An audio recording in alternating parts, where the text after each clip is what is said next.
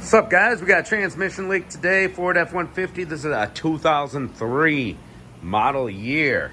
Looks like we got the V6er in this guy. Doesn't really matter. All the transmission lines come right up to the radiator, left or right side. Right there's your trans lines. Looks pretty clean and pretty good here. When we lift it up, I will show you how horrible it is. Here's the thing. The parts store says it's unavailable through them. All right. Well, do we want to go online or go to a dealership and get these? No, we got to get it done tonight, man. Guys got to be ready to rock and roll. Go to work. So let's grab some hose. Cut off some hose right here. It is 3/8 hose. You know what's messed up? This is 3/8 line here. It goes down to rubber way down there and then turns into 5/16. How dumb is that? Oh, because if phone's ringing, whatever. All right, so we could just grab some line off my shelf. I carry all kinds of line and fabricate our own line. Well, we can't do that because it goes 3/8 to 5/16. Sucks. Maybe there's like a coupler at the parts store they'd have available for that, but for now, let's just chop up some hose and put it on with hose clamps. There's not enough pressure in the transmission lines that it would affect anything. It is fine to go to hose. Let's get started by taking out our air box because we're going to want to cut these lines off at a clean spot where we can attach hose to, okay? So we'll get this air box out of the way. All right, box is out of the way. Right here, little sensor to unclip here, little hose here.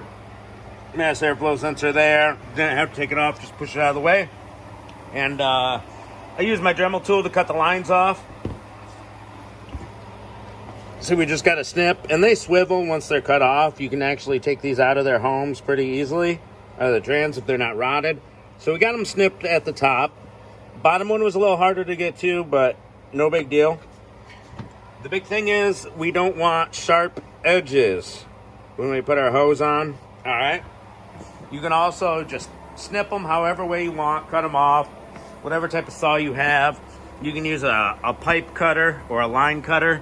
I've got a bigger one back in there somewhere. I don't know where it went.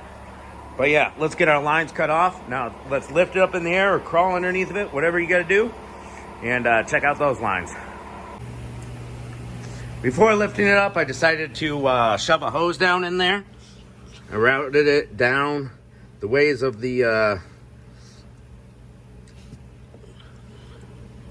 old line. I should have went on the inside of this radiator hose or fill hose, but whatever. We want to keep this line away from our pulleys, right? So I decided to put it on. We used a fat hose clamp.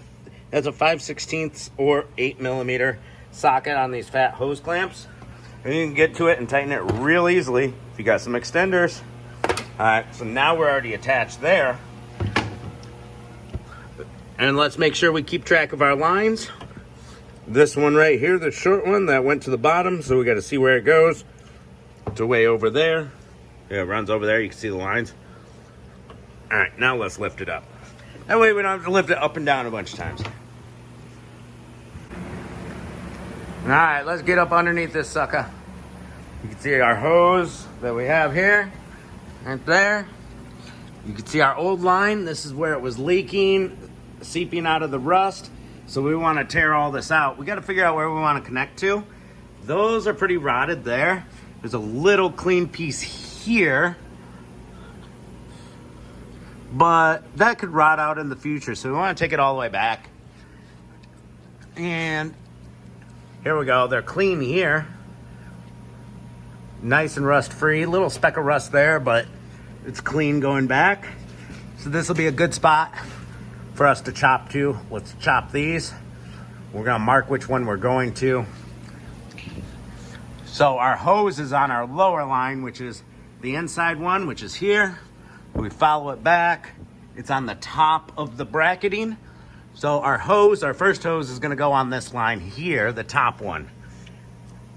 So we can put a little mark with a paint marker there so we don't mess it up. Let's chop them. Let's go underneath here.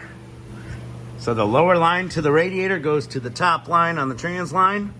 Now this is 3/8 hose instead of 5/16. That's 5/16 land. But if you get a fat clamp like that one, get the premium clamps, not the ones that strip out once they get so tight, and it'll hold just fine. This will get us by for now, and should hold up for the lifetime of the vehicle.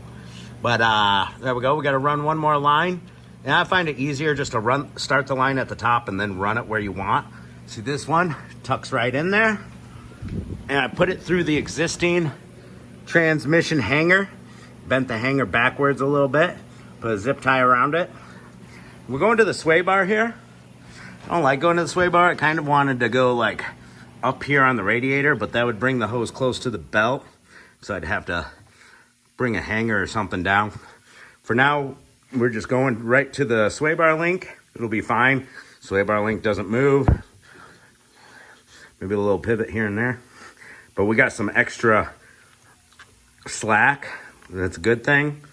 You want a little bit of extra slack, a little movement, but not enough that it can come up and hit the belt or anything, and it can't. We'll put another 2 zip ties on here just to be safe, and then it comes up here, and there's not enough slack for it to go back into the belt back there, so we're good to go. Now let's run that other line. And sweet.